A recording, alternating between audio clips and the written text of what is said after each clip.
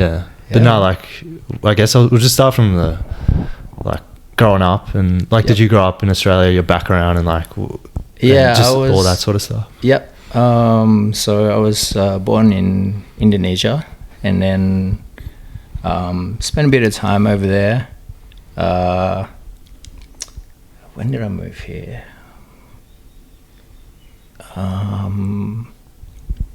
Probably, I was a teenager, 13 or 14, I think. Yeah. When me and my mum moved to the Gold Coast, actually. Right. Yeah. So I spent a bit of time, like, up there in Queensland. And it's interesting time. It's like a bit of culture shock. Yeah. Bit of culture shock because for us it's weird. It's like for us Indonesian, the prospect of moving to the like Western country is really exciting, especially in the sort of like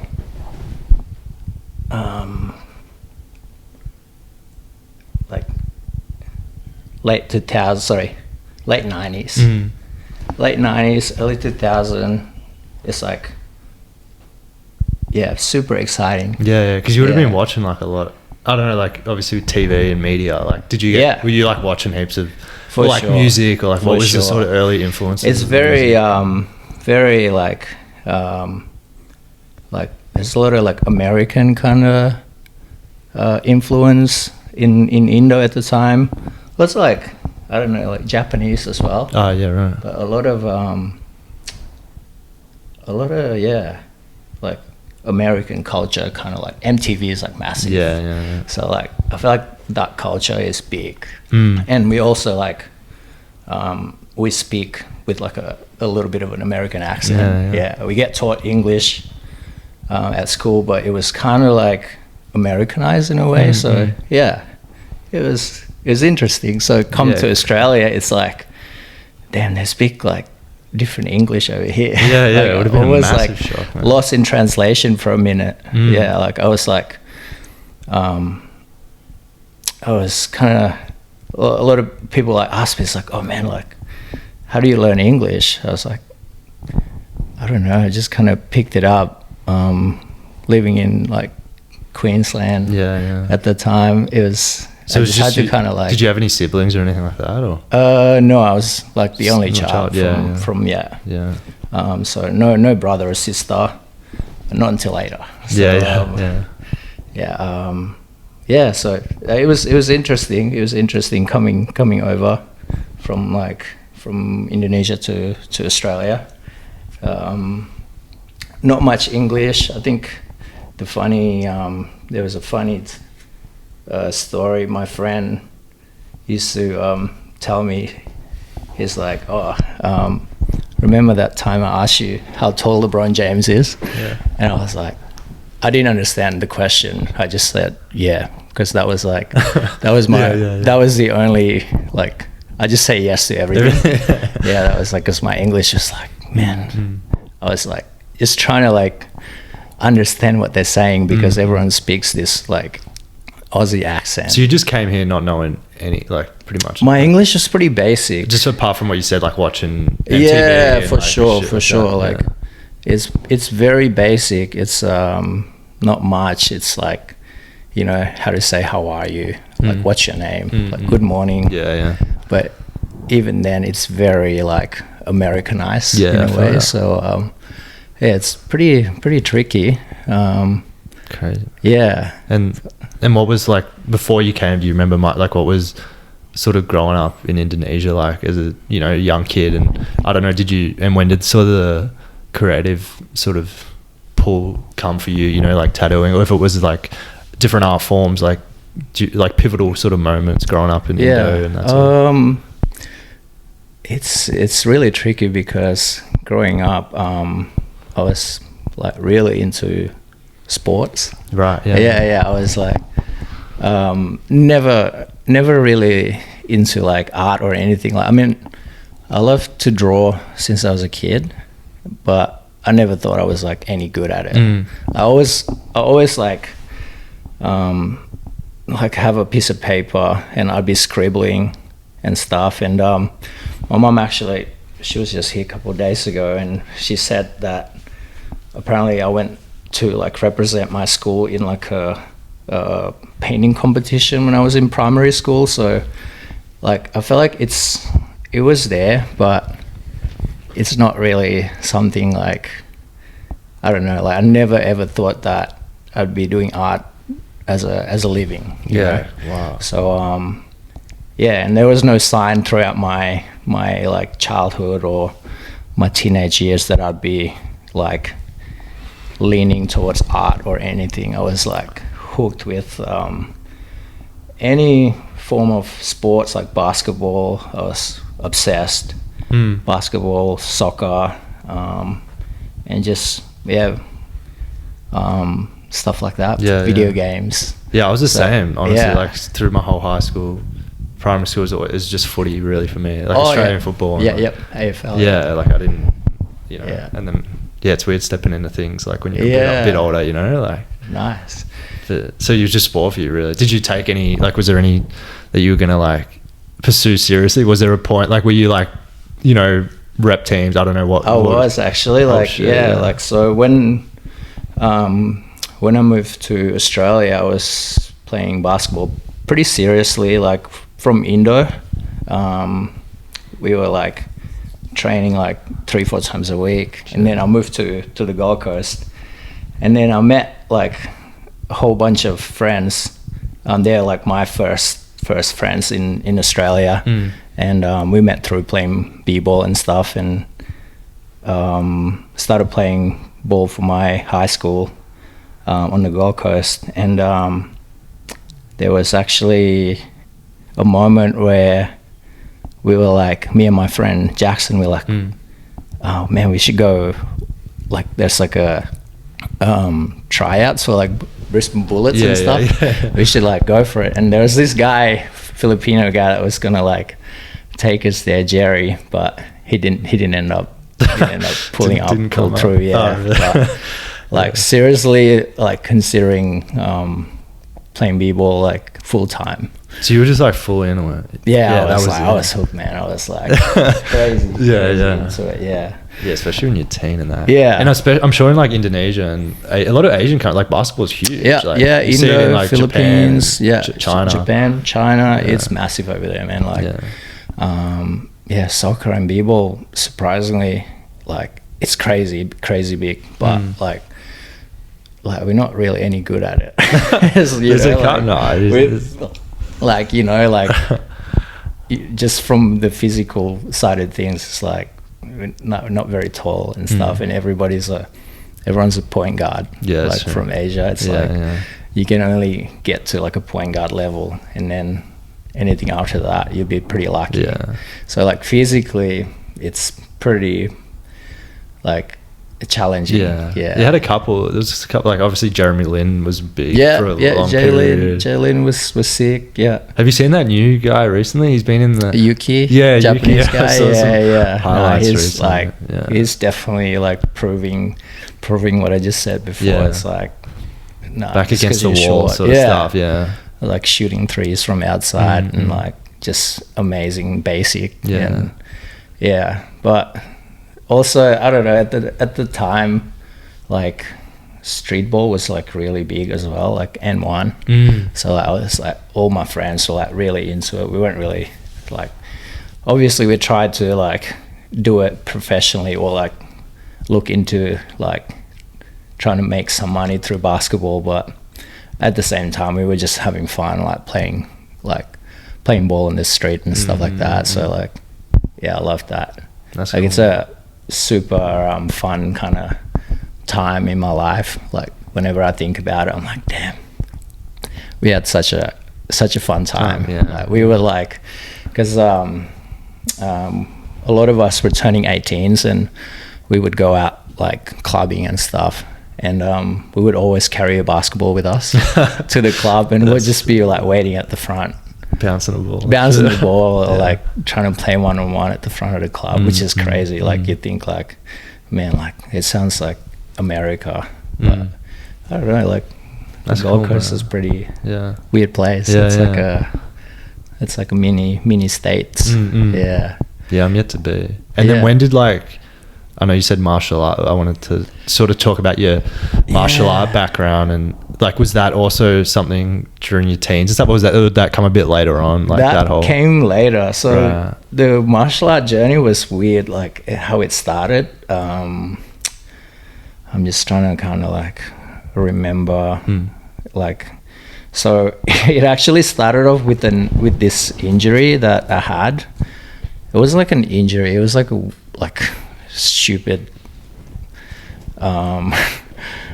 It's like a back problem. I feel like a lot of tattoo artists gets back problems, but I think I was 23 or 24, and I woke up one day and I just had this pain on my lower back, and I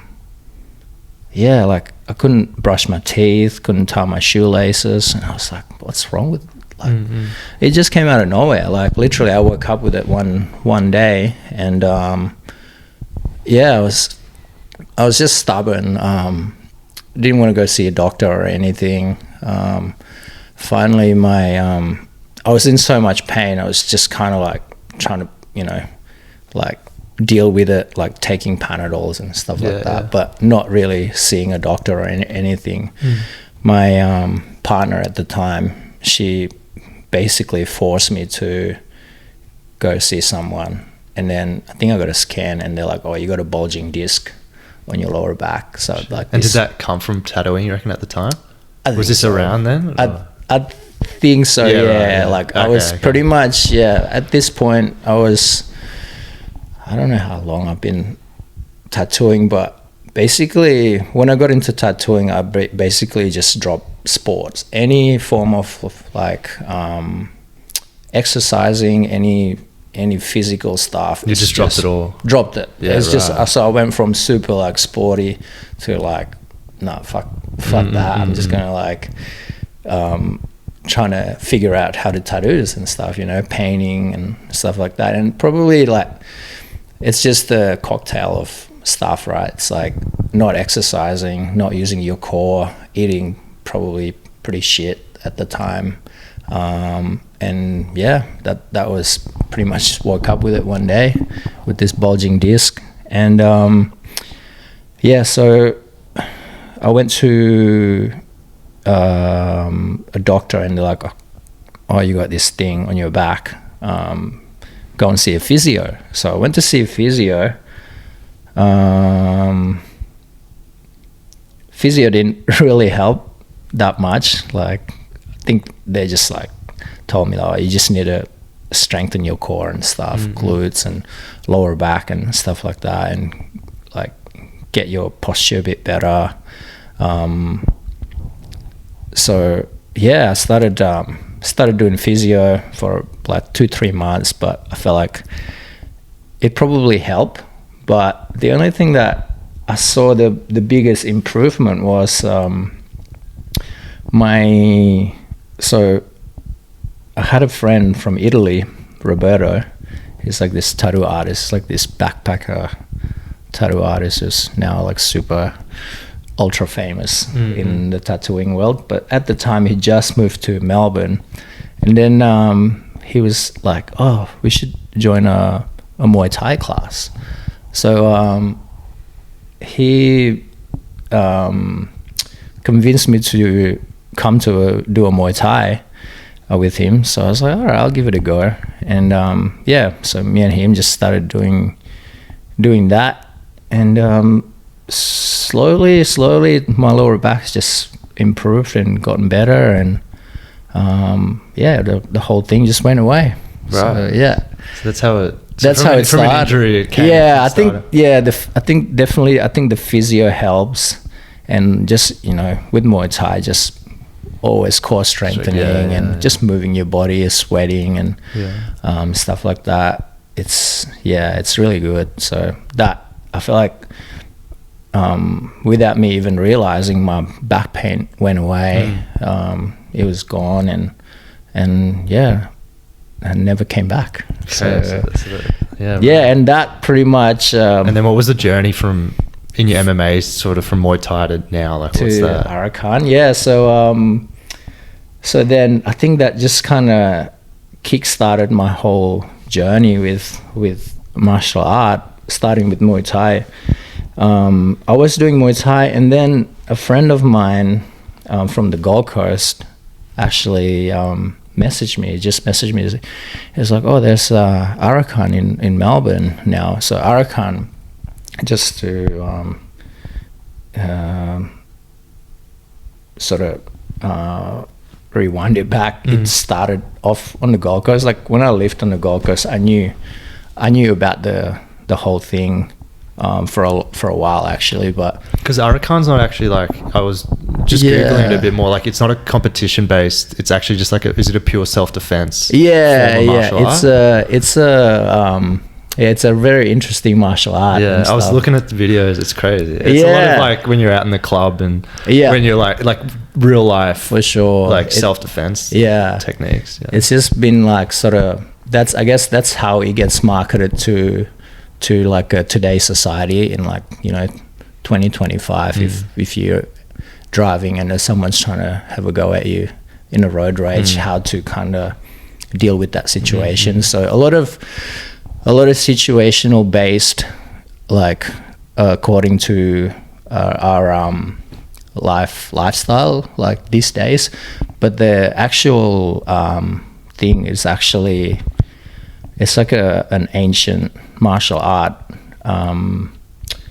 To put it in a simple word, it's like if you go out in a war, like a battlefield type of thing, this is the martial art that would use. So you get to train with weapons later on and stuff like that. And if you can imagine, right, if you're in a battlefield, there'll be like heaps of like enemies coming from different angles and different position and stuff. You might be on the ground and stuff like that. And so it's that's the core of the martial art, but it's been transposed to like our society, our lifestyle, and marketed like as a self-defense, because there's no invasion, no one's coming to invade us and stuff. So we don't have to kind of stand our ground in like in that ancient type of way anymore. So now it's just some lady that's like walking by herself at night, she might get like attacked, and like in Arakan, like you learn how to defend yourself in that situation. So it's pretty interesting. So I just my friend told me that there's Arakan opened up in Melbourne.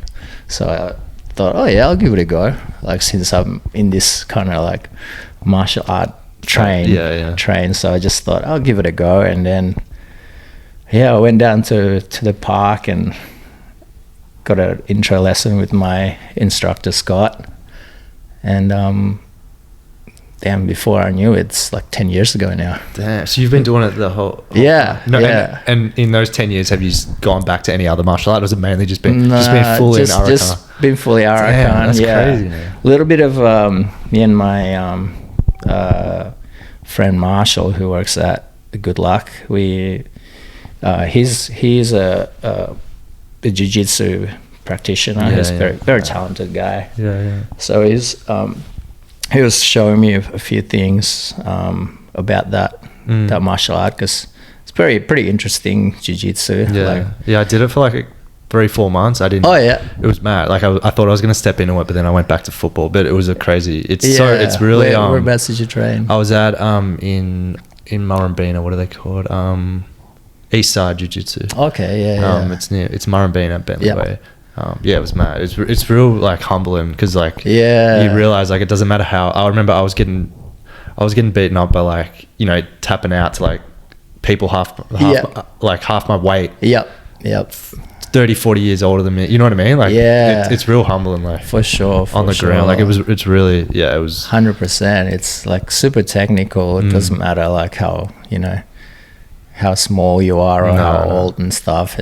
like just once you understand the technique of it, it's like, man, it's crazy what you can do with that stuff. So it's pretty interesting that thing, jiu-jitsu. I'd love to do more of it. It's just time now. It's hard because a lot of those, like especially MMA, like you really gotta like, I'm sure you could talk about it with Arakan, like you delve head first into it. It's not, I feel like if you're doing something like especially jiu-jitsu, it's like you're just all in, you know what I mean? Like I haven't felt that urge, but it's like it's not something you really just do once or twice a week. It's like you're there 4 or 5, you know. Did you, is that sort of was like stepping into Arakan for you? Like was it pretty much. I was kind of become pretty much obsessed with it as well. It's just so interesting, you know, like the more you like, you know, you learn your body, you know, like the more like you find out, like it's like, man, it's like the more you know, the more you don't know kind of thing, you know.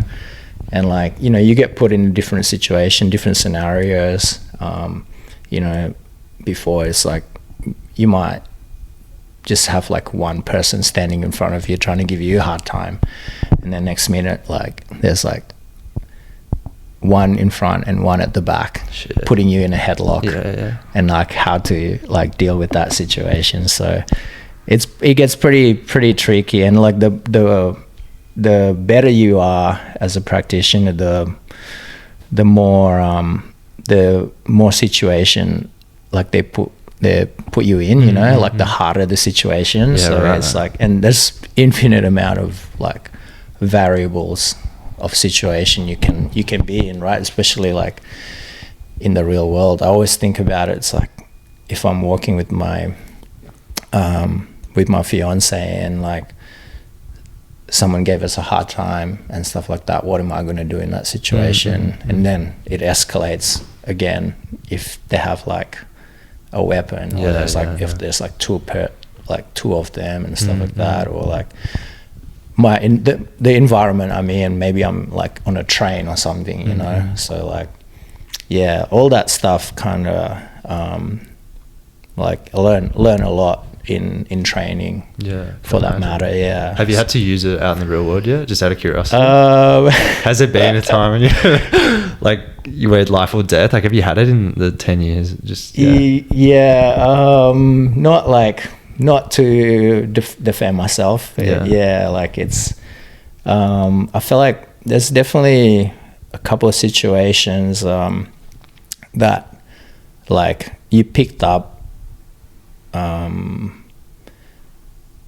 I don't know if it's through training or just instinct, but I feel like through training you're you know, you kind of learn body language, you know, people behave a certain way and stuff like that, and I don't know, your instinct gets sharper. Like in a way, I don't know, maybe I'm just like, I'm sure like it's completely bullshit, but I also found like even when I was doing jiu-jitsu for a bit, like when you're out in the street a bit, you notice that like anyone can have this in their bag, you know, like they might not look like someone that could you know take you on, but like you know, you don't know, they could be a 10-year, you know what I mean, like martial artist. And but anyway, that's sort of scary, man. Everyone is trained these days. Everyone is a weapon, like walking around like the most unassuming person. That's what I mean. Could just be, you know, like this crazy martial artist from a different you know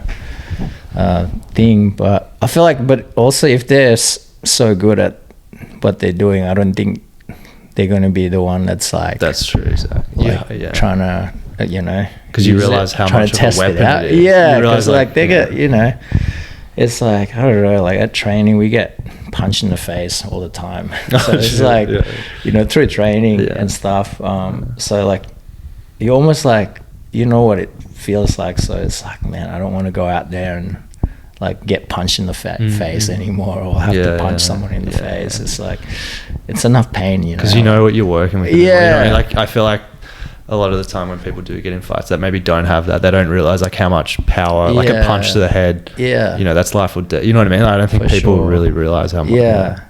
But there was one situation at the tattoo shop actually.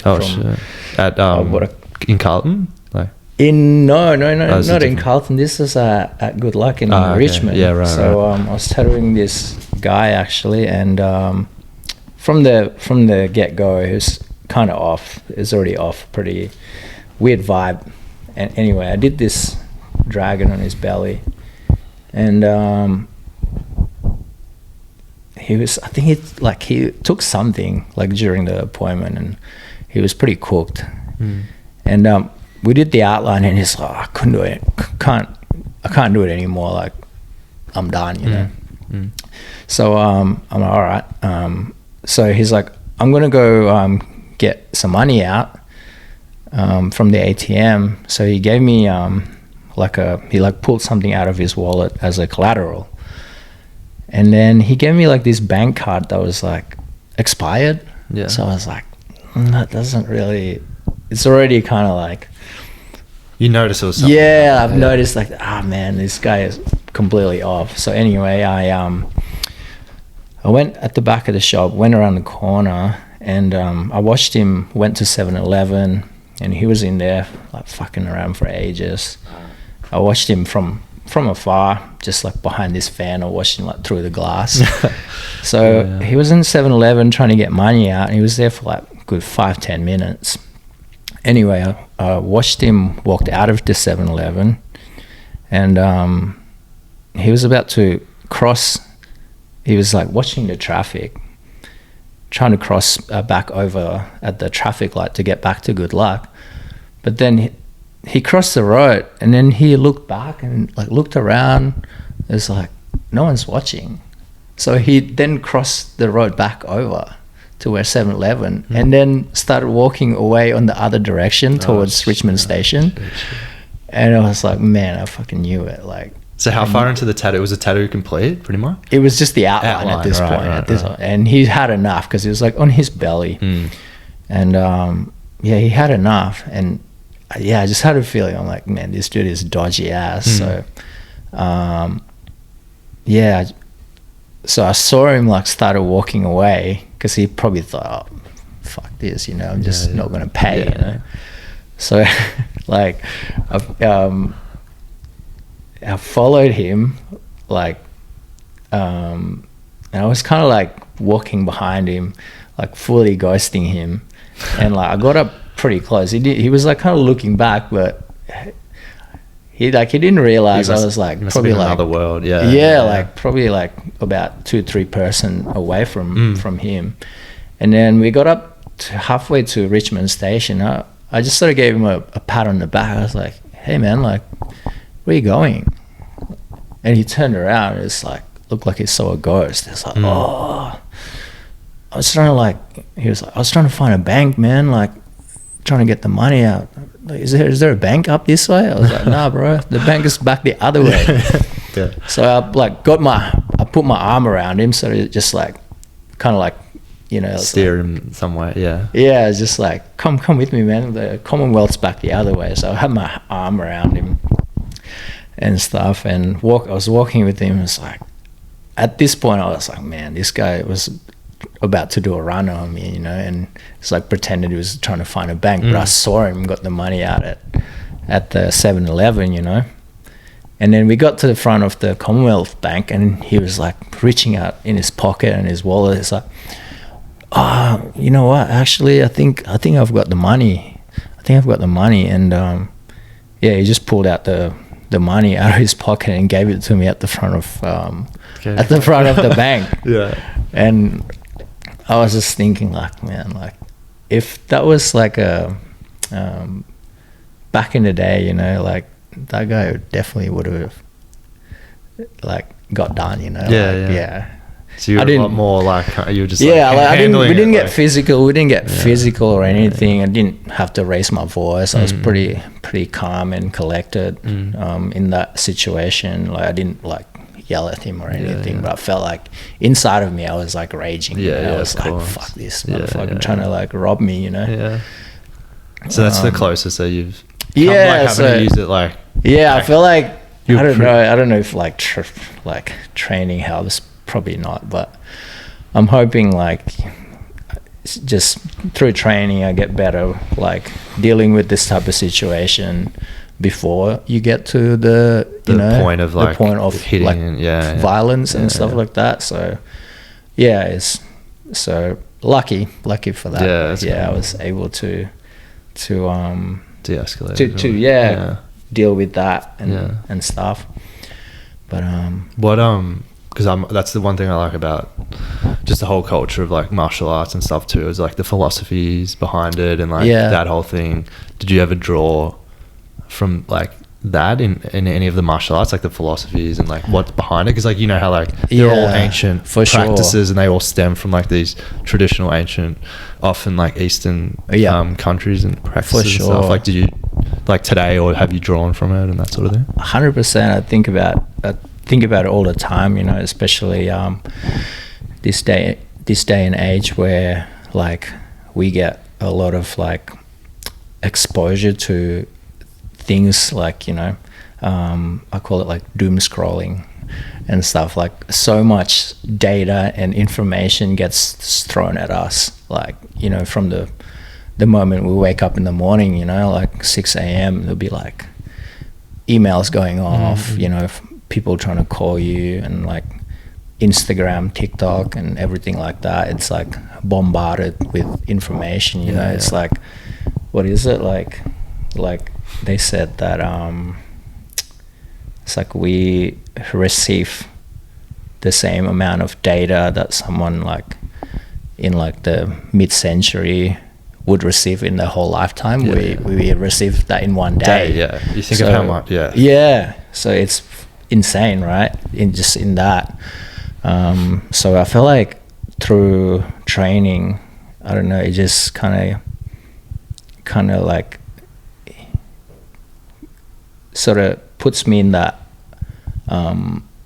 now moment kind of thing. It's kind of like make me like a little bit more present and stuff, and like it, you know, because I'm not really like into like meditating and stuff like that. I can't like sit there and do like, you know, meditation. I feel like, you know, that's my form of meditation. When I'm in training, I'm not like thinking about like what I'm going to draw, or like I need to like reply to this person, or I'm not thinking about what to have for dinner. I'm just kind of right there in the moment with, you know, trying to like feel what my body's doing, breathing and stuff like that, and you know, along the way pick up a couple of like skill set and stuff like that. So I love that philosophy from martial art. Obviously there's so many, like I do like Bruce Lee because I feel like he's super philosophical with all that stuff. But the biggest drawn for me is just help me to kind of like bring me to the present moment, and quieten the mental chatter a lot, because I feel like so noisy, you know, like the mind, our mind is super noisy and cluttered, and like 50 million things pop up in your mind and stuff. And I find training helps a lot, because it's so hard nowadays with just how much comes at us. For sure. It's like it's a daily battle, I think, for a lot. 100%. And no one, I mean, it's becoming more obviously talked about, I think, a bit more. You see it, people trying to like find ways, but it is like a genuine like addiction. Like if it was any other, I always think of it like if it was a drug or something that people, because people sometimes are on the, you know, I've been caught too, you're on your phone like 6 hours a day. If you were to take a drug that long, it'd be like an issue, you know? But because it's such a normalized thing, for sure, no one really like, it's just like this thing of like, it's just, you know what I mean? But like trying to find ways of like, I think that's why it's so important to have obviously like the art you do and the martial arts and stuff, but for anyone like to have something where it's like, even for me when I was playing footy, like on game day, like for that 2-3 hours, there could be a million other things going on, like whatever, but like you're not thinking about anything else but like your duty and being present of like the moment of moving your body, playing and doing that. So, 100%, man. It's like, you know, like I feel like we're so numb, you know, like you don't know what your left pinky like toe is doing and stuff that. What, you know, like sounds a bit hippie, but it's like, what's the ground feel like and stuff like that. Fully. Yeah, like so what's your grounding feeling like and stuff like that. So it's good. Sometimes we train bare feet and stuff, and you know, we train so many different elements, you know, like sand, concrete, grass and stuff like that. So it's really nice to kind of like just be present, and even just little things like feeling what the ground underneath is like. You know, sound is a little bit out there, but no, it's 100%. Yeah, just those type of things. I feel like not many people, or people would think like, oh man, it's kind of weird, like the act of like just like take your shoes off and walk on grass, touch some grass. You know, like people like, oh, like it's a bit hippie or whatever. No, I agree. But like even what you said, like we're disconnected in so many ways, but we're literally disconnected from like the earth body, itself. yeah, like, for sure. Because you could say disconnected, like, you know, because of social media and all that shit, but literally too, like getting connected back to like the source and like touching your feet and on the grass. 100%, and just man, 100%. It's like, yeah, if I could definitely, you know, like,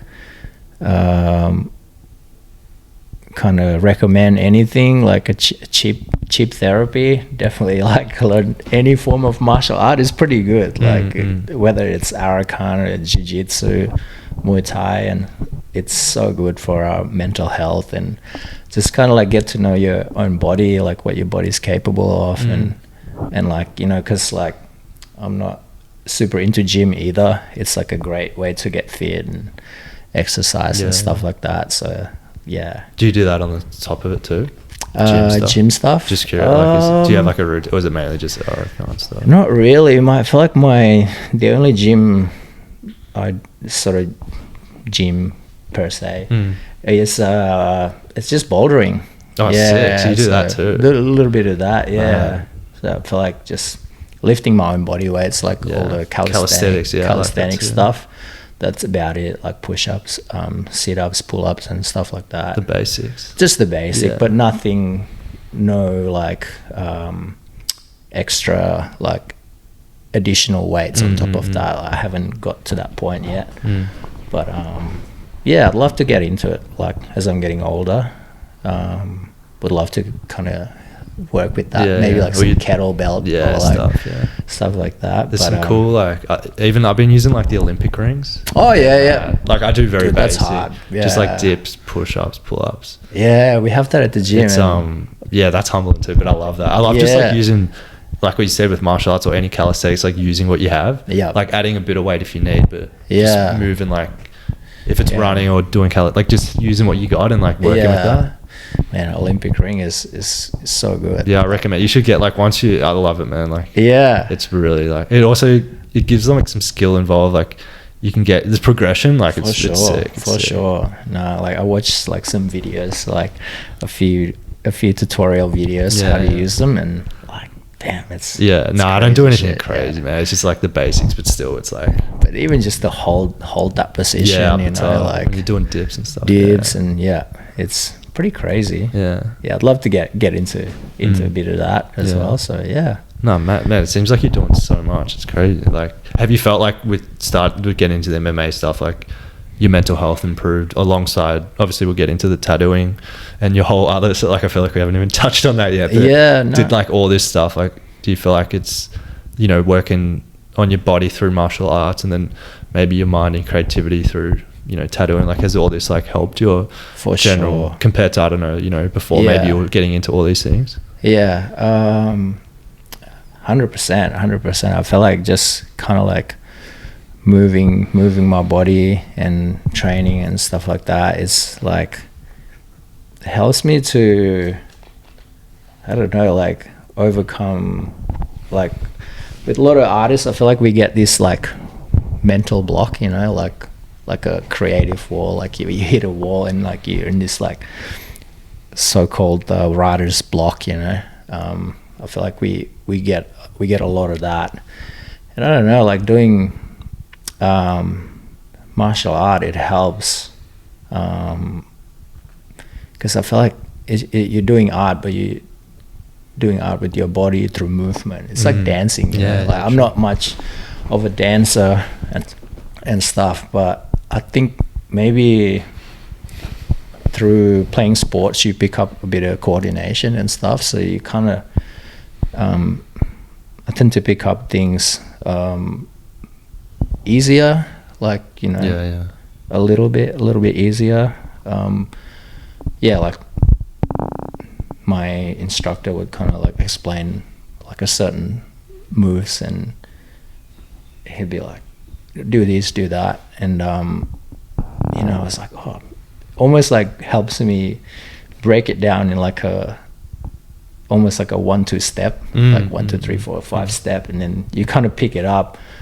But like you also from going back to basketball, like my coach is like, how to shoot the ball. There's like all these different steps, so you're almost like starting to kind of break it down in your head, and then before you know it, you got the whole move kind of figured out, kind of thing.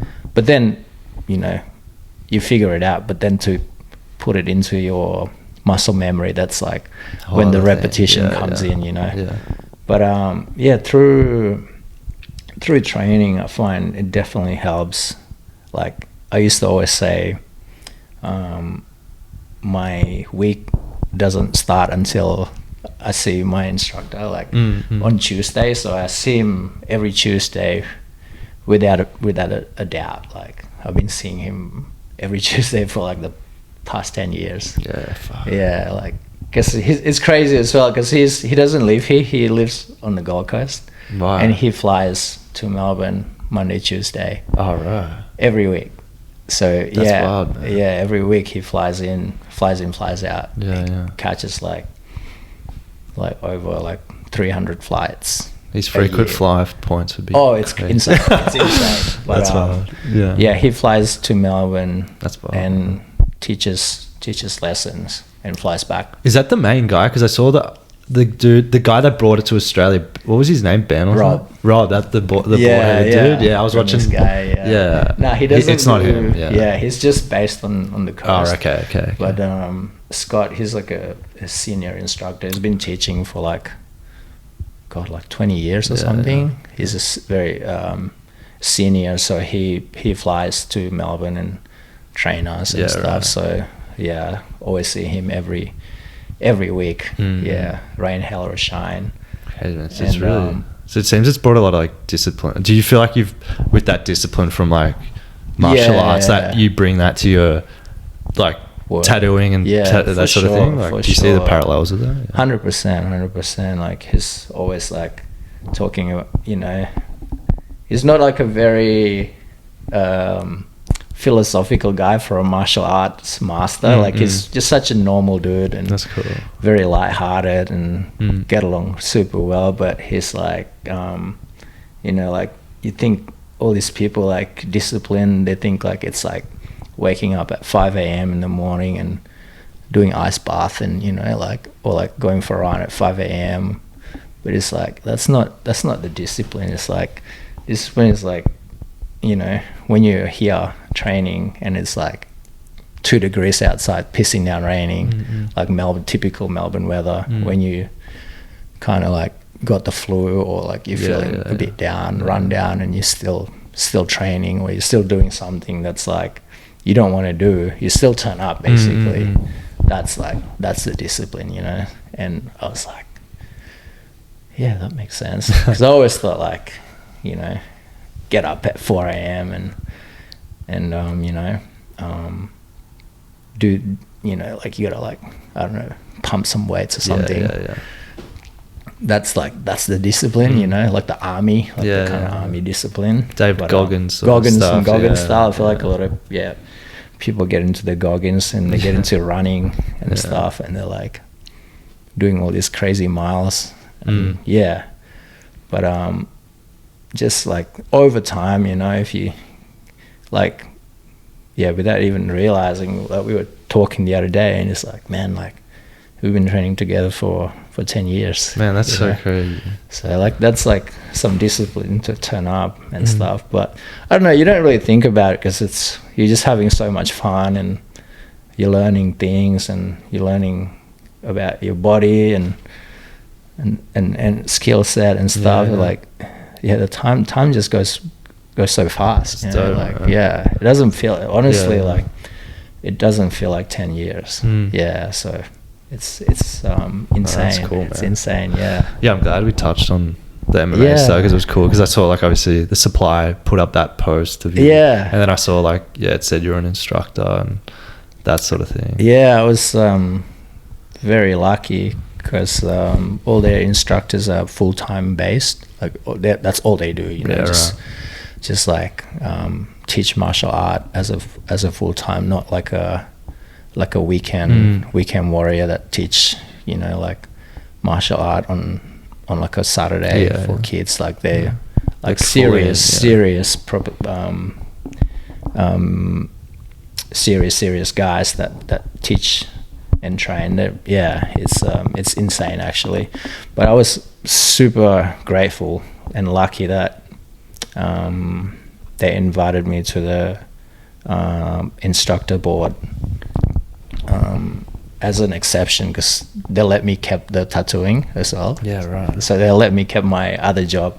Usually they require me to, you know, like be a full-time instructor, because, like, honestly, it was a crazy time, like when I was tattooing and teaching Arakan at the same time, as I felt like I was just, you know, like burning the candle on both ends. That's like, because you couldn't commit to either. It's like this hard. Like, like I just had no time for myself, or like my partner. I was super grateful. Like she understood, you know, and she didn't leave me for that, because like we barely see each other.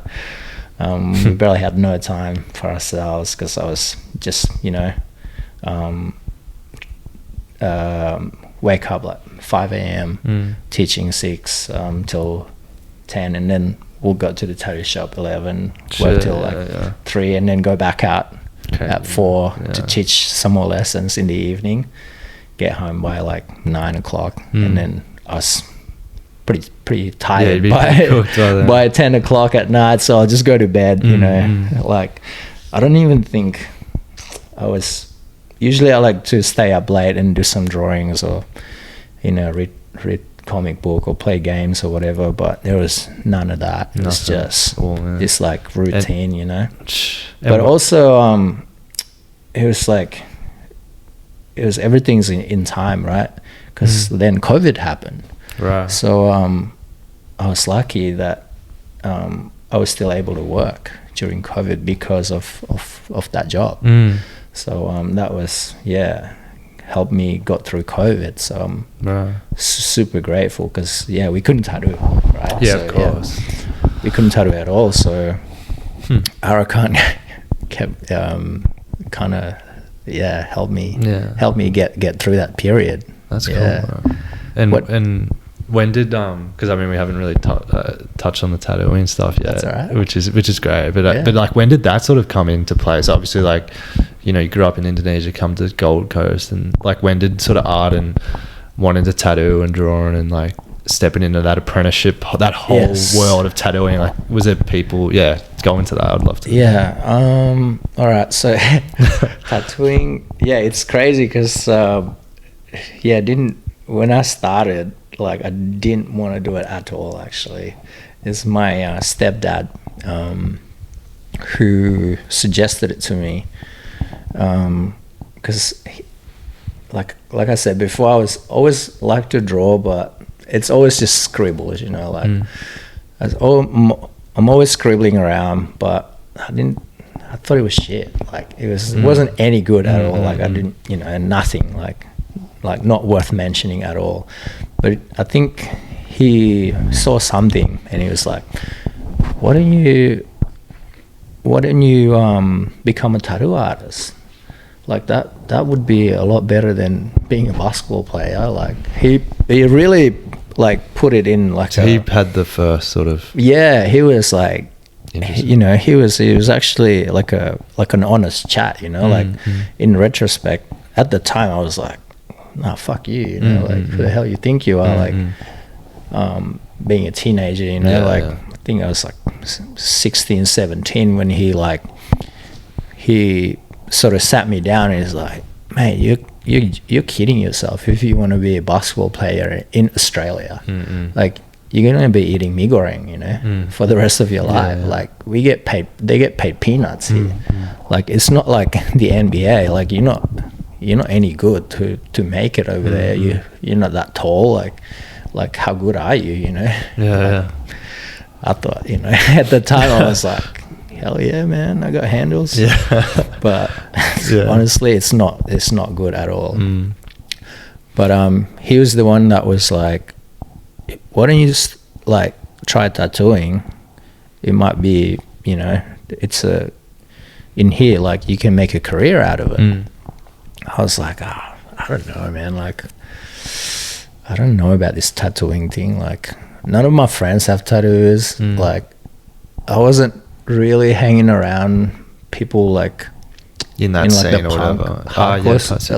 That's not until later, actually. That's not really until I got into tattooing, and then I met some friends that was into like hardcore and stuff. So then, you know, it became like, that became more a thing.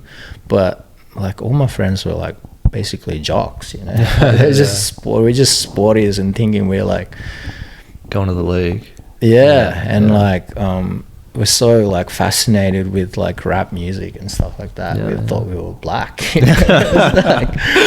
It was hilarious, man. We were like cruising around wearing like oversized b-ball jerseys and do-rags and stuff like that. It was hilarious, actually. Like, so funny. Carmelo Anthony, like Syracuse sort of jerseys. It's crazy. So like throwback jerseys and stuff, and like do-rags and like sweatbands, and it's funny. But yeah, so he took me to the tattoo shop actually, and met my this guy Paul. So you were like 16, 17 at the time? Or whatever. Yeah, I was like halfway through year 11. I quit school. I was gonna say, did you?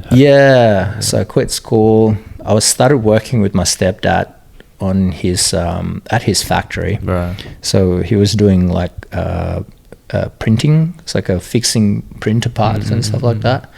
I hated that job. It's super boring and like just tedious, you know, cleaning printer parts. Like, so you knew earlier that like that typical like 9 to 5 sort of job, it just wasn't. You weren't, that wasn't like. I don't know. I just wasn't like really like I just, you know, like as a, you know, I don't know, like a 16, 17, you're just kind of lazy, you know. I was just kind of like lazy. I didn't want to work. I started working, also gardening with my uncle. And that guy is an insane like work ethic, actually. Like, until today, I always think about him, how he just taught me a lot, actually. At the time, I was thinking, man, you're crazy. Because, like, he worked on his wedding day. And I always say, like, I'll probably work, you know, on my funeral as well.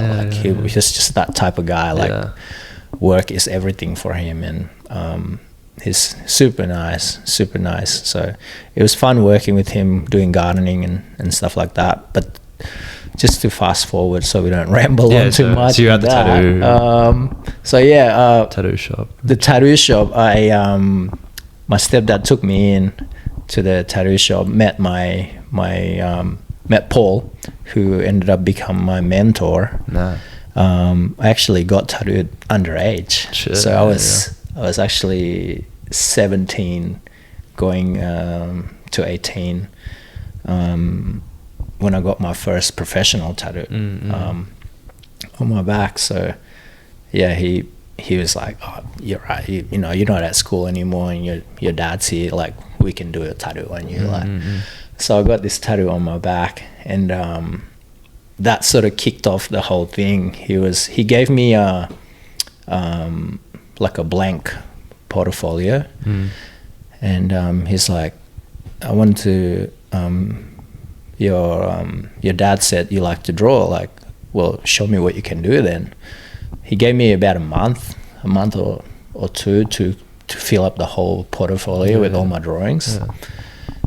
And then even then, still at the time, I was like, I don't know, man. I don't know if this is for me. You know, this is like kind of boring and shit. Like, so anyway, I just went home, and he gave me a whole bunch of tattoo magazines to like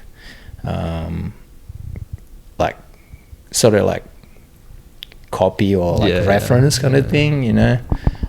Because he said to me, it's like, you know, drawing tattoo drawings is different to just drawing anything. Just put that in mind, like just because you can draw doesn't mean you can tattoo. So he said that, and so I went home, did a whole bunch of drawings, and took it back, and he was like, he lost his apprentice at the time. There was this guy that was apprenticing under him or was working with him, and he left. So then he actually needed someone to be the new apprentice. So it worked out. So it worked out. Yeah, it just kind of worked out, and I started like working every Saturday and Sunday to start with, just to get my foot in the door and stuff. We were working at this place called Carrara Market. It's like a. But you in Melbourne at the time, or still Gold Coast? Still the Gold Coast at this point. Yeah, still the Gold Coast. So Carrara Market is like, it's like the equivalent of Vic Market. Yeah, right. So imagine there's like a little hole in the wall tattoo shop at Vic Market. Yeah, right. So that's the type of shop I started at. So like you'd be tattooing like tourist, like a few locals here and there, but mainly a lot of tourists. That would have opened up your mind a lot too, just at that age of just like meeting all these different people coming through, and like a whole different world coming from like sports to like going into like tattooing. Just learning the lingo, learning how to communicate and help like people like choosing their designs and stuff like that. But man, I was like completely just like fish out of water, you know. Not like English wasn't that good. Like, I feel like it's not that good now, you know. Like it's still my second language, so crazy. Pardon sometimes my stuttering comes with I feel like my brain has to think in Indo sometimes. I feel and then it translates to English. Then it comes out through my mouth. So then that's why there's a lot of pause. So hope you don't mind. Nah, man. It's been great. But it's that time is you know that brand Culture Kings? It started at Carrara Market. Right. That's crazy, really. Yeah, this guy started it out there. Simon Beard is like crazy, because I used to go hang out there, really? And they used to sell like a lot of fake vape and like Supreme shit. Supreme Dickies, like all sorts of crazy shit. So we used to just go hang out there at the store and just like talk shit in the morning and stuff. But so it seems like that period, like you started getting into different subcultures. For sure. And there's like my friend Matt, who does airbrush as well around the corner. He does all the hats, like write kids' names on the hats, just airbrush, fully like freehand and stuff. Like super talented guy. But that's how it all started. But this apprenticeship thing is crazy, because my first year of apprentice, like I didn't do any tattooing at all, like no, zero. Like I heard it's a lot of just like helping and getting coffees and sweeping and shit like that. Is that what it's like? Yeah, it was like a, you know, just the shittest job you can think of. Like you had to do, basically, you know, like, but like honestly, like to think about it, it's not a waste of time, because that's like that's how you learn like problem solving and stuff, you know, like, because like I feel like with tattooing sometimes clients don't know what they want, you know, and like you kind of give them a little bit of a solution. So during that time, I felt like I learned like a lot of like the language in the tattoo shop, you know, like how to like talk to a client, how to, you know, like if you think like the ideas won't work, like how can you make it better? How can you like help them and stuff like that? So, that was the first year, like just talking, cleaning, learning all the health and safety. It's a big, stuff, major things because we're working with blood and bodily fluids and stuff like that. So like, my mentor was he's a very OCD guy. So, he taught me a lot of that side, like very proper. And did you know, like from the first couple months or first year being like as the apprentice and being around the tattoo shop and your mentor, that this was going to be your like career? Like did it gel straight away, you know? Like, or was it still sort of like, oh, I'm not still kind of fuzzy, man. Like, it's still, it was still a job to me at that time. Right. Probably didn't help as well because like all my friends were like, you know, like going out on the weekend, and like I couldn't go out that much because like I was working, you know, like Saturday, Sunday. So part of me, I was kind of like at the time a little bit like a bit bitter, you know. I was kind of like, damn, man, I don't want to do this, you know. I'm just out here on the weekend, like, and my friends like going out clubbing and stuff. Like, I want to go out with them, you know. Yeah. But the turning point, probably it comes much later. Actually, it doesn't come straight away. For ages, I remember, I was just like, it's just a job. It's just a job. Yeah. I'm just like, I just have to keep this and see where it takes me. But just day by day kind of thing. It just take one day at a time. Like I didn't know that it was, I was gonna like fall in love with it, you know, and like kind of like get serious. That doesn't come until probably I was at 21 or 22. Right. Yeah, not until I actually started like getting hands-on with tattooing and stuff. So would you say that's most people getting into any sort of creative space, that like sometimes it is just time? Yeah. Do you know what I mean? Like before it becomes like, for sure. Because you know now like people want to just get successful, like get into the tattoo shop within 6 months of tattooing, like you know, like how it is now, like that instant of like needing to do shit straight away. 100%. I feel like everyone that's kind of like became a tattoo artist these days, it's like they wanted to become a tattoo artist, you know, like they already like almost make up their mind, you know, like, and like a lot of like young people as well, they're like, I want to become a tattoo artist. And like it's probably also like because tattooing now is so different, you know, it's changed a lot. It's like you said, you know, like it's a different era now. Like I don't know anyone that's done like a 4-year apprenticeship, you know, like a proper 4 years. Like people would quit if you tell them like, oh, your apprenticeship is gonna go for 4 years. They'd be like, no way. You know. But also like a different time. Like you can learn tattooing on YouTube now. You can buy everything off Amazon. Everything's not like it's like this secret thing anymore. Like everyone was gatekeeping shit like crazy back in the day. No one will tell you shit. Really? Like because it's got obviously like tattooing's got a rich history, like traditional. Yeah. Do you still like, what do you think on all that? Is it important to like keep that? I don't know, that whole. Yeah. So it's not really what you're saying. It's like it's not like that. Yeah. Anymore. So I feel like I don't really gatekeep too much because like if people ask me things, I'll just tell them, and like it's up to them to do whatever they need with that information, because sometimes people tell me shit and like I don't know what to do with that information until the time is ready, you know, like maybe, and that time might be in 5 years down the track, and you know I'd be thinking like, oh fuck, you know, that shit makes sense, you know, like such and such told me that 5 years ago. It's like the older you get, like it only just makes sense now. But at the time I'm almost kind of like, almost confused, you know, like you give me an information, if it's relevant, then I'll be like, oh yeah, hell yeah, like I know what to do with that straight away. But a lot of the times you tell someone something,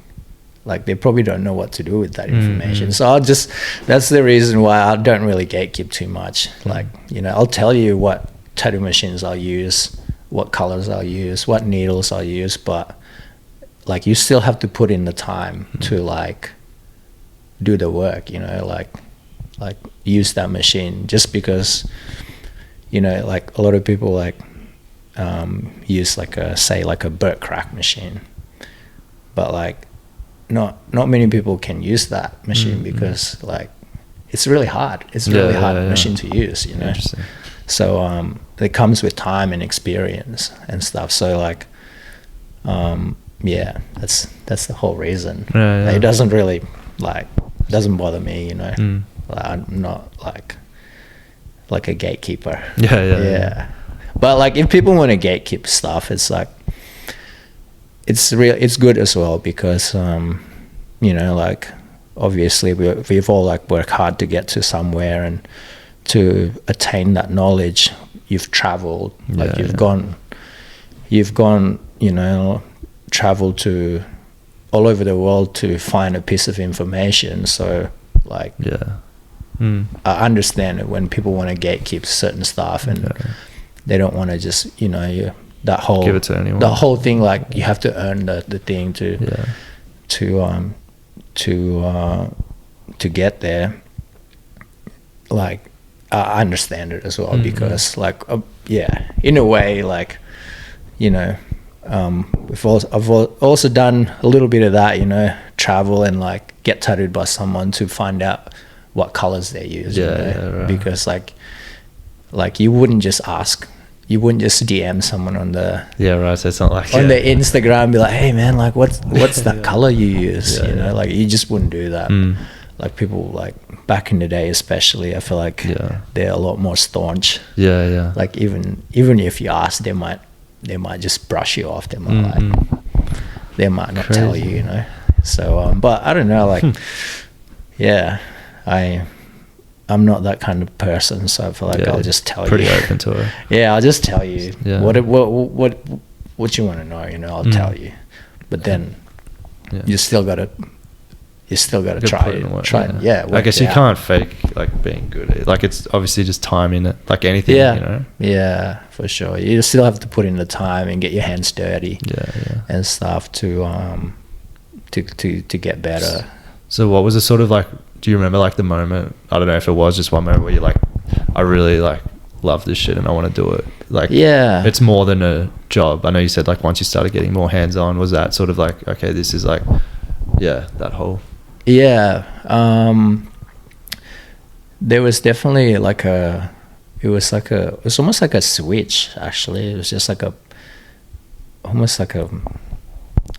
there's like, I don't know if it's just time or like age or something, but it happened like probably I was 21 or 22 when I remember I was like, you know what, fuck, I need to actually give this thing a go, you know, like get serious and stuff, like stop fucking around and like treat it with a bit more respect and get serious with it. But probably I reckon it's because it's so tricky, you know, like tattooing it's hard at the time. And like my mentor also was super old school with the way he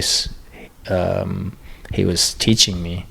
So I think just my like wanting to, my curiosity, I wanted to like explore more. I want to learn from more people. I think that's like probably what makes me want to like get better and stuff, you know. And the more I'm like delving into it, the more I find like, damn, this thing's actually kind of hard, you know. And like if I need to put in some time and figure these things out. So I was mad into you know, painting and stuff. I was like get into painting crazy. Pretty obsessed into that. And tattooing, it was so tricky, because also, so I'm just trying to like think of the timeline. So I think I didn't actually started tattooing until the second year, but even then, when I say tattooing, I was only allowed to color in stuff. Right. So imagine you got like an outline. It was like a tribal outline. Yeah. So my job was to fill in the inside of the tribal, just black, like doing circles and stuff. So that was the whole second year. And I think it was just so hard and so boring as well. And when I actually started tattooing, like doing like a tattoo from start to finish, like a proper outline and stuff, I was super nervous, and he actually stopped me from tattooing for like 6 months. Just because you were real nervous? I was too nervous. I was shaking like crazily and just wasn't doing the thing properly.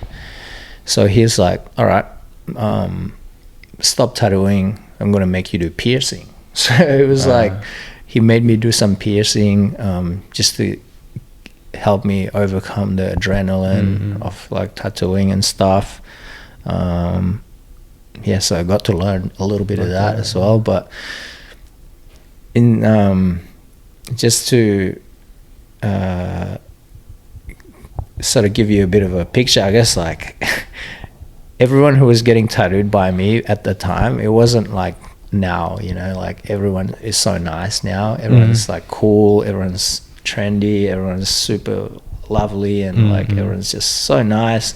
But back then, like everyone was just scary, man. Like bikies and like all this like kind of tradies that were just like kind of like you know, they don't bullshit. Like they're just like the way they talk and they'll carry on and stuff. If you like, they'll just eat you up if you like. Sounded like you needed like Arakan then. Oh, back when you were like, nah, I was kind of just like this, like, you know, like young guy. Like, I'm sure that. Like, you know, like they will be joking and stuff, and sometimes I don't understand because, like, just my English wasn't great, you know. So they'll be probably pulling some racial jokes, but I was kind of like just goes in one ear out the other, you know. So that helped me a lot. But you know, you can just imagine everyone was like just baddies, you know, that was come through the door, like like tradies, bikies, drug dealers, and all those characters, you know. But it's good. It's kind of like shapes you as a person being around those guys, because like once you kind of like get to know them and they kind of like also comfortable with you, and then like I don't know, they become really nice to you, you know. Like this first guy I tattooed, this two guys, Jason and Scott, like they just got out of jail. I think Scott like got done for like stabbing some guy that was robbing his house. So his house was getting robbed, and then he like, I don't know if he killed this person that was trying to rob his house, but then he ended up like going to jail for it. And then Jason was just his friend that was like didn't care also what he gets. He's just like just do whatever on me, like I don't care. It's like $50 an hour, you know, do whatever as long as you get to practice. But he was such a scary guy. I was like, it's really hard to talk to this guy, you know, like, but you know, they hang shit on you and then you kind of just laugh it off. Like you almost like build like a bit of a thick skin, you know, like you can't be too sensitive being around this these blokes, you know. So it helps. I feel like it's like I don't know what it was like footy for you, but it's like, or like in a job site, you know. I feel like it's like a boys to men type of thing. Yeah. So like it was good spending time with those guys, because they're like deep down they're nice people, you know.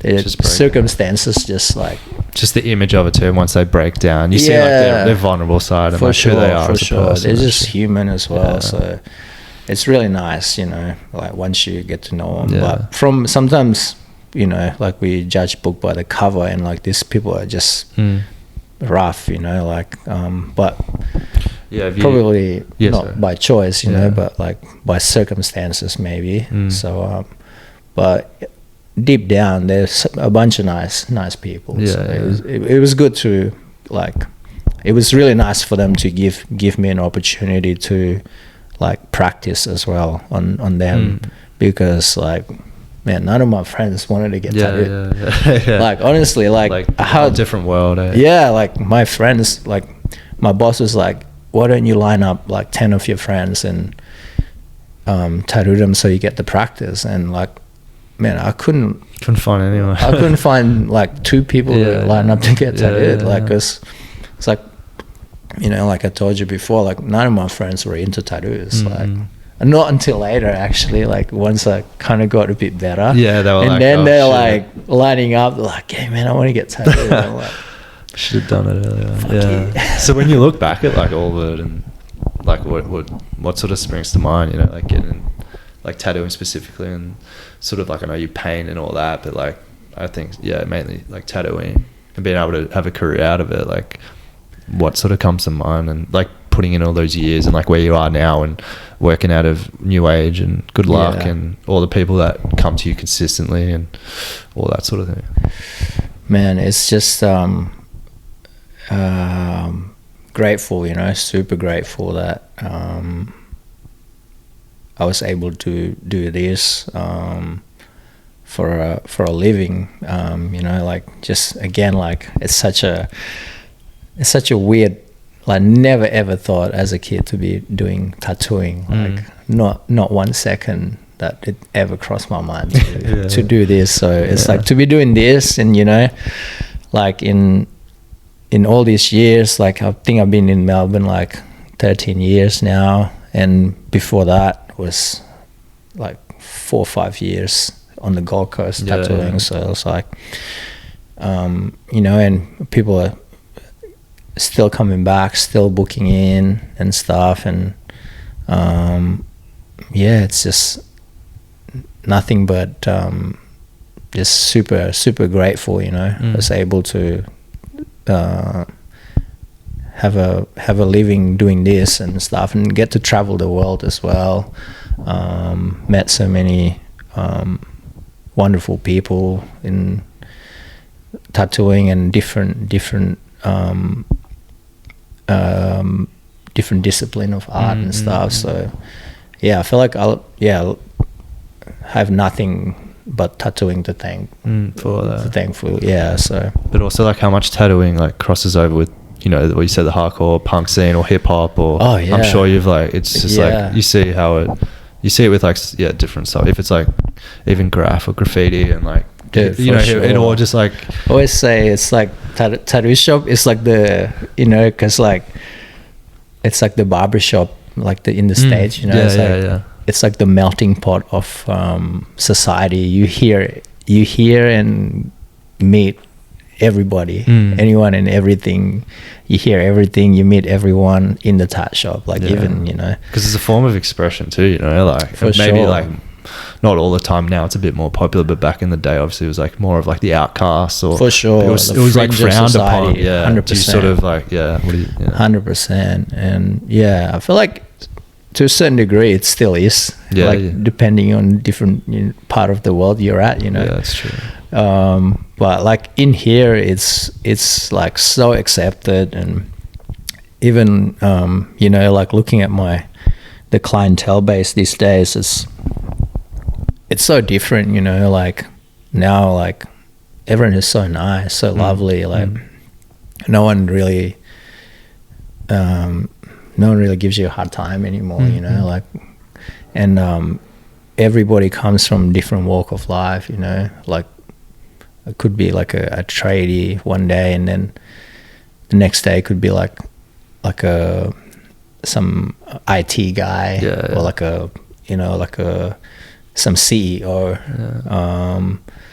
or like a mom, you know. Like it's just so different now. Like it's not like your typical kind of like guy. So Yeah, it's really nice. It's really nice. So it's like, there's definitely like, you know, people like think tattooing is crazy now, because it's like there's so many tattoo artists. Yeah, you that's know? what I mean. It's like everybody's a tattoo artist these days. But honestly, there's also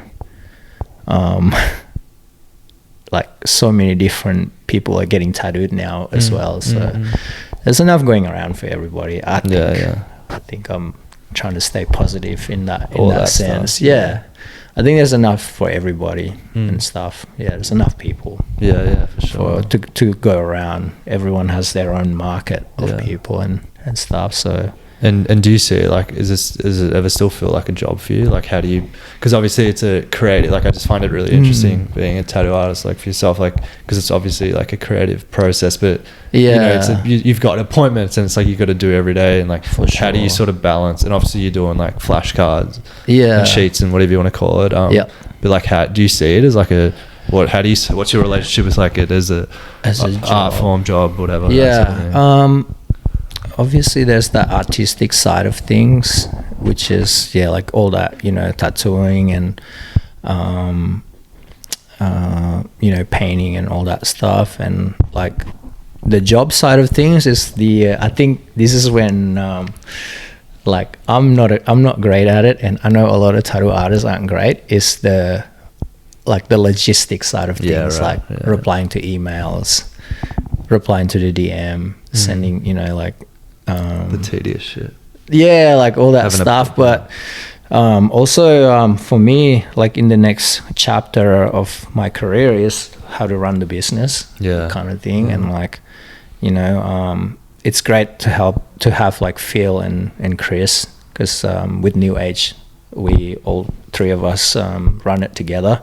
So it's great that I have those two guys that help me. We always sit down together and you know, talk about things for the shop. So it does help. So that so the job side of things gets taken care of. But that's in itself, that's like a big learning process for me, how to like run a tattoo shop and all that and stuff like that, and you know, like host guests and stuff like that. So I feel like that's the job side of things, and I can always get better at that, and you know, like reply a bit quicker to people on the DM, or like even just send them like a little thank you for coming and get tattooed, stuff like that. But honestly, it doesn't feel like a job. No, it's like it's crazy, you know. But that's amazing. I just think of like how being able to do that, because you know,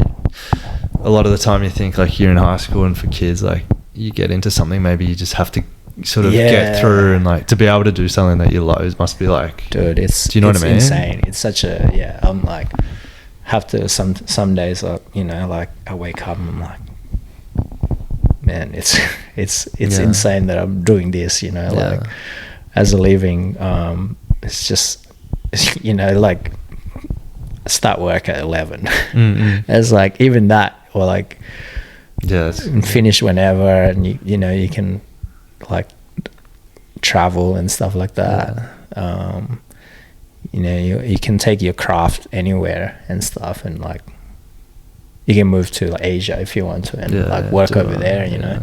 I'm sure you can with anything, but with tattooing, it's just such a crazy job if you want to look at it like that, you know. But also, like, you think for people when you're young, it's not like something that a lot of people are saying to do, you know. It's not like you know, after 2 years you do this, and then you know how like you go to uni or college, like, you know, what do you think much about that, like, for especially like a lot of people I have on here, like it's not like a linear path of like knowing, okay, I start and then in 4 years I get the certificate, and then I can result. But like we'd say, like with a lot of these like spaces, it's like, you know, you could be apprenticed for 6 months or 2 years, or like you might not like it after. Like, what would you say to like that whole thing, I guess? It's definitely not like as simple as like, you know, kind of like doing A plus B equals C, that's what I mean. Kind of thing, like, you know, like it's not. It's so there's no guarantee. Like it's a gamble. Like, you know, to anyone who wants to do tattooing, it's like, it's not like, I find you got to do everything all the time with this stuff. Like you can't stop. Like, and just because you're doing this for like a few months, like it doesn't mean like it doesn't mean you're gonna see success straight away. You know what I mean? And I think these days, like, I don't know if it's just like the way we're programmed these days, but I feel like people want to see result quite quickly and stuff, and you know, and has to be immediate result. And if, you know, if they put up like you know, like some flash, they're like, oh, people should be lining up to get this tattooed, you know, but it's not necessarily like that anymore, you know, because there's someone down the road that's probably hungrier than you, and they're gonna do everything in their power to try to, you know, get busier. It's like I sometimes talk about this with some of the younger guys that's just sort of like started tattooing kind of thing. It's like, especially in Melbourne, I find it's super tricky because there's so many good tattoo artists, and you know, everyone's like scrambling, you know, everyone wants to get work and stuff, but it's so tricky because these days it's not even about how good, it is a little bit of that, but it's not how good your tattoo is or your flash sheet is anymore, you know. It's like people almost want to like get to know you, you know, like they want to see you at like the climbing gym or like skate park or at the rave or stuff like that, or parties at the pub or wherever, whatever you're in, footy, you know. When you kind of like, you know, like get out there and you know, meet the people, hang out and stuff, like they can relate to you a bit more, you know, like they're like, oh, you like the same thing I do, you know? So it's like, maybe I'll come get tattooed by you. You know, I was thinking about getting a tattoo by this person, but since I saw you, you know, at the gym, maybe I'll come get tattooed by you kind of thing. So there's like there's a bit of that, you know, and like you know, like the grind it never stops, like and you know, like just because I've been in Melbourne for 13 years, I don't expect people to just come to me because I've been here 13 years, you know, like still gotta like put in the work and stuff, and it never stops, honestly, and it will never. I don't think it'll ever you, like the moment you become complacent, people forget about you, especially now. I think people forget about you so much quicker with like social media because, and stuff too. Like, they're just onto the next man, because like without you even realizing it, you get like, you scrolling through Instagram and there's 15 other people doing cool shit, you know, and you're like, oh, it's hard to separate. That's right. Like it's tricky. So I tried to just, you know, do my thing kind of thing, just trying to get out and about, socialize, do my hobbies, and so I meet some interesting people and stuff. It seems you got such a good balance of what I said, like the physical stuff and like mentally and creatively, and you just like bring it all, like it's just I think it's important to have all those pillars, like because like sometimes people maybe focus too much on one thing and not, for sure, you know, like having that balance of everything. Need to get back in saying all this. I need to like go see some more bands. I've been is music a big I've just kind of been a little bit busy, but you know, that's like a silly excuse. You never you know, if you prioritize it, you're never too busy. So like I feel like I gotta go out there and like support some. What do you mainly listen? Like, is it still hip hop, punk? Like, what's your bands that you've been into? Yeah, it's really tricky. Like with music, always depends on the mood, like Yeah. what I'm doing, or Yeah. how it feels in the day. But yeah, a lot of, I guess, like hip hop and rap, some like hardcore Yeah.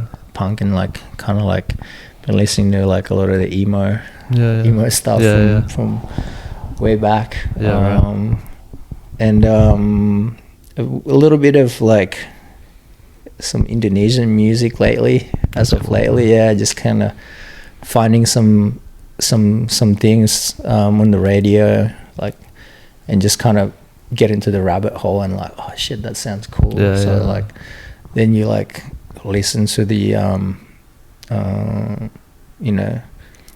listen to their stuff, and then they suggest some other artists. It always and, like, open, and you kind of like So I've been kind of down that rabbit hole lately, and I don't know, it's always kind of chop and change, like some electronic stuff as well. But it could never just pinpoint like it's always sort of a bit of mash. But I guess I'll wrap. I usually leave it on sort of advice. Like, we could keep talking, but I wanted to get to like advice to your younger self, I guess, or young creatives, you know, getting into tattooing and that sort of thing. It's a pretty broad question, but sort of like reflecting on everything you sort of mentioned. And I feel like everyone just like just keep doing what you're doing and stuff like that. But I feel like, damn, I'm gonna think about this. It's a hard one. It is a load of, I guess, like maybe to younger self, like, you know, to my younger like 20-year-old sort of Dan getting into tattooing. Oh damn, that's tricky. That's tricky. Makes it even harder. I wouldn't even really say trust the process, because like, God, like it's such a, like, I never know like what it's gonna be like.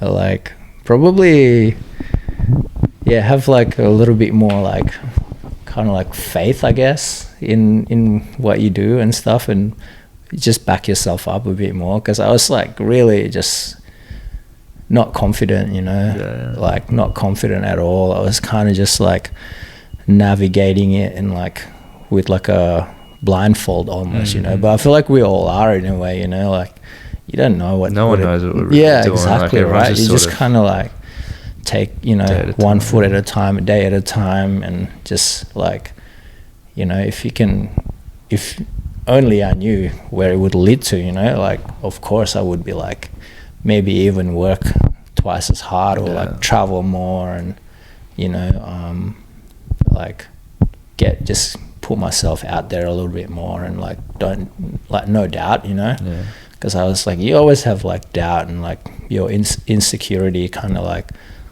speaks to you sometimes, like, oh, you doubt yourself, you like think your stuff's shit. So it's like it stops you from, you know. But I was also kind of like ambitious in a way, like I'm like I need to make this work, you know, because like I can't be working at the printing shop, because I hated that job. So like I don't want to go back to that, or like 9 to 5 like office work is not for me either, because like I can't do numbers. I can't do numbers and stuff like that, and like I haven't academically, I'm not good with that stuff, like not even high school, you know. I haven't finished high school, so like this is it, you know. Like there's no plan B. My plan B is tattooing, which is like also I've heard it from a few people that have quit tattooing, they're retired and came back again to tattoo again, and they said your plan B should still be tattooing, because it's such a crazy job. It's not even a job, it's like a insane job. So like super grateful for this. Amazing, man. I think we'll wrap it up there. Yeah, I really thanks, appreciate man. you coming on, Thank man. you, Sam. Really Yeah, appreciate it. I'll put your... People can obviously reach you on Instagram, I guess, is the best way. Or yeah, just chuck that DM. in. Yeah. People don't... I feel like email these days is just for bills, so... Yeah, I don't think anyone... I think DM... And plus DM is a bit more personal as well. Yeah. I don't mind. Like, DM is nice, actually. I can talk to you in a bit more in a relaxed way than email. I feel like it seems... So formal. Very, it's very corporate. Yeah. Nah, thanks again, Dan. Really appreciate it, man. Thanks, Sam. Thanks so much.